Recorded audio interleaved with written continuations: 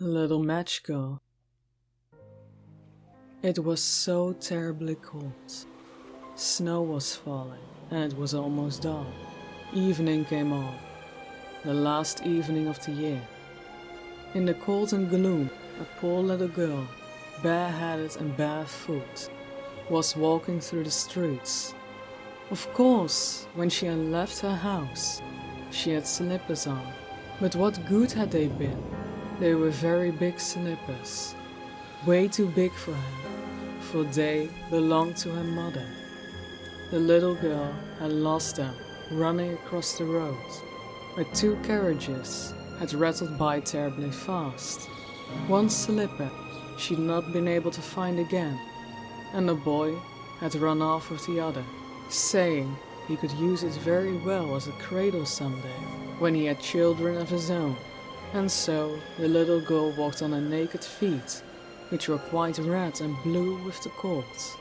In an old apron, she carried several packages of matches, and she held a box of them in her hand. No one bought any from her all day long, and no one had given her a cent.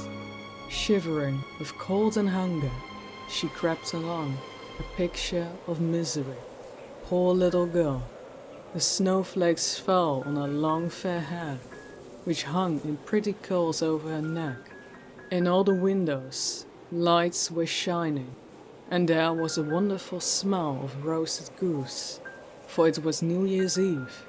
Yes, she thought of that. In a corner, formed by two houses, one of which projected farther out into the streets than the other, she sat down and drew up her little feet under her. She was getting colder and colder, but she did not dare to go home, for she had sold no matches, nor earned a single cent, and her father would surely beat her.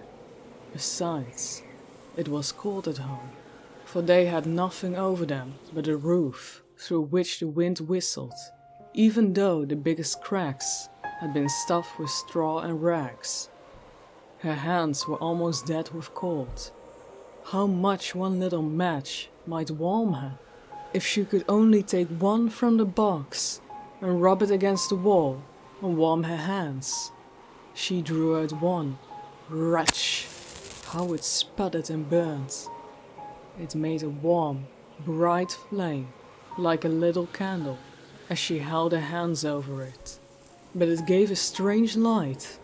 It really seemed to the little girl as if she was sitting before a great iron stove, with shining brass knobs and a brass cover. How wonderfully the fire burned! How comfortable it was! The youngster stretched out her feet to warm them too. Then the little flame went out, the stove vanished, and she had only the remains of the burnt match in her hands. She struck another match against the wall. It burned brightly, and when the light fell upon the wall, it became transparent, like a thin veil, and she could see through it into a room. On a table a snow-white cloth was spread, and on it stood a shining dinner service. The roasted goose steamed gloriously, stuffed with apples and prunes, and what was still better, the goose jumped down from the dish and waddled along the floor, a fork and knife in its breast, right over to the little girl. Then the match went out, and she could only see the thick cold wall. She lighted another match. Then she was sitting under the most beautiful Christmas tree. It was much larger and much more beautiful than the one she had seen last Christmas through the glass door at the rich merchant's home. Thousands of candles burned on the green branches, and colored pictures, like those in the print shops, looked down at her. The little girl reached both her hands towards them. Then the match went out, but the Christmas lights mounted higher. She saw them now as bright stars in the sky. One of them fell down, forming a line of fire. Someone is dying, thought the little girl, for her old grandmother, The only person who had loved her, and who was now dead, had told her that when a star fell down, a soul went up to God. She rubbed another match against the wall.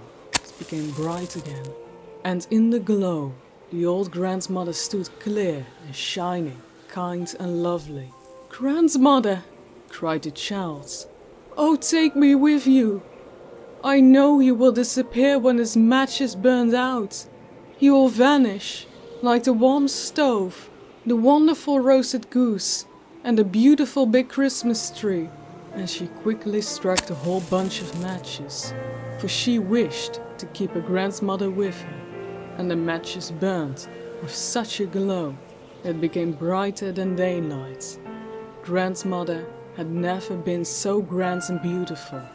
She took the little girl in her arms, and both of them flew in brightness and joy above the earth, very, very high, and up there was neither cold, nor hunger, nor fear. They were with God.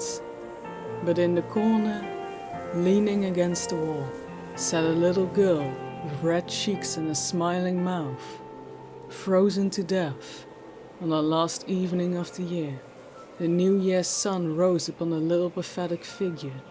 The child sat there, stiff and cold, holding the matches, of which one bundle was almost burnt.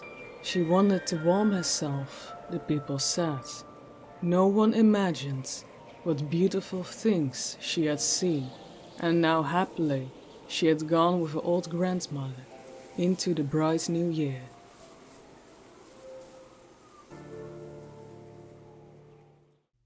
Thanks, my dear pamplets, for listening to tonight's fairy tale. This was a request by my lovely mother, and is one of her favorite stories that had moved us many times. So, I hope that I was able to do the same. If you'd like to request a fairy tale, leave it in the comments below. And don't forget to like and subscribe as well. Until then.